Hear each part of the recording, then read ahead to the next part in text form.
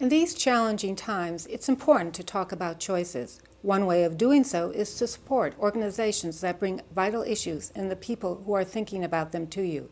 To keep these voices alive, won't you please consider making a donation to the Carnegie Council's annual fund? Your donation will directly support programs such as a video you are about to watch. It's easy. Visit carnegiecouncil.org and click on the button marked support. You'll be glad you did. Thank you. The syndrome is that you have a bad guy settle in a remote or xenophobic population group in a remote area. There's some bleed out where there's a contagion effect where they attack the wider world. Then there's a response and it's heavy-handed or alienating to the population, and people close ranks behind the extremists, even though they might not have liked the extremists, particularly before the outsiders turned up. That is precisely what we've seen in Pakistan. In 1947, when Pakistan was first established, Jinnah made a deal with the tribes, particularly in Waziristan during the time of the Kashmir War, to the effect that if you sit down quietly and don't cause trouble and remain quiet under the Maliks and the political agents and the other sort of neo-colonial setup that we've got in place, and remain part of Pakistan nominally, then we'll just stay out of your affairs. And right from 1947 until 2002, the Pakistani army never went into the FATA, the federally administered tribal areas, on a war footing. So that basically the deal was sit down quietly under the local political agent, and if you don't, the army's going to come in and kick your ass. Okay, that was the implicit sanction behind that structure. In 2002, at our urging, the Pakistanis went into the Tira Valley. First time since the existence of Pakistan, they went in to actually fight their own people in the Tira Valley, and they lost. So they actually called their own bluff, right?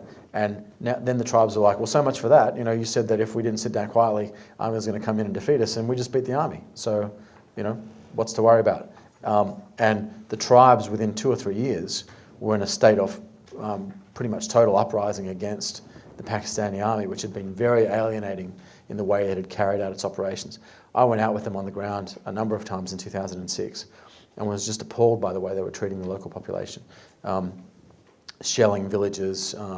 At one point, they were applying heavy collective punishment to any village which had had some kind of Taliban sighting nearby. There was one village which had started in Khyber Agency, which had started to become favourable to the government and think, oh, this is bad, we shouldn't be part of this, we'll join the sort of government side of the conflict. And so the Afghan Taliban just went and set up an ambush next to the village, unbeknownst to the villagers, ambushed the next army convoy that came along. Army just mortared the village and destroyed a bunch of houses and killed a bunch of civilians, and problem solved. You know, it was an enemy village again. So this has happened on a larger scale all through Pakistan. That's one problem. A second problem is that elements of the Pakistani military, and in particular the intelligence service, are actively or passively on the other side. A lot of the people that we were fighting in Afghanistan in 2007, 2008 were trained or supported by ISI and the army. The Mumbai attack on India last year was almost certainly sponsored by the military.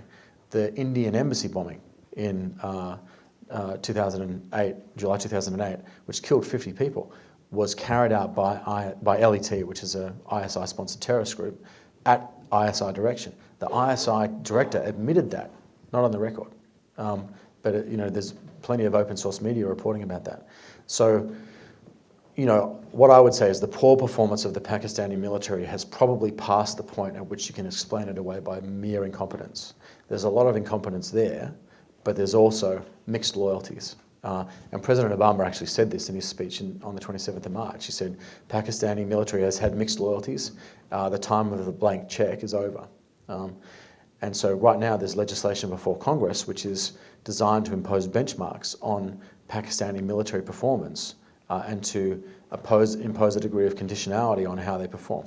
Now, this is not against the Pakistani civilian government, okay? And I'm not trying to suggest that Pakistan is the enemy.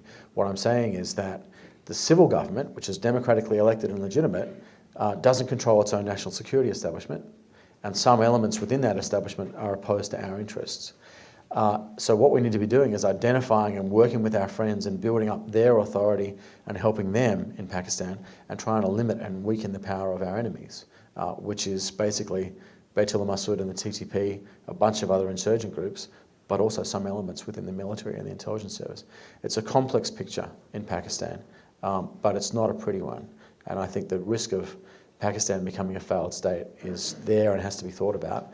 And we should remember that if you took the population of Iraq and the population of Afghanistan and added them together, it's still around a third the population of Pakistan. Pakistan is 173 million people, more than 100 nuclear weapons, an army bigger than the US Army, and Osama bin Laden sitting right there in the 2/3 of the country that the government's lost control of. And that's a very dangerous environment.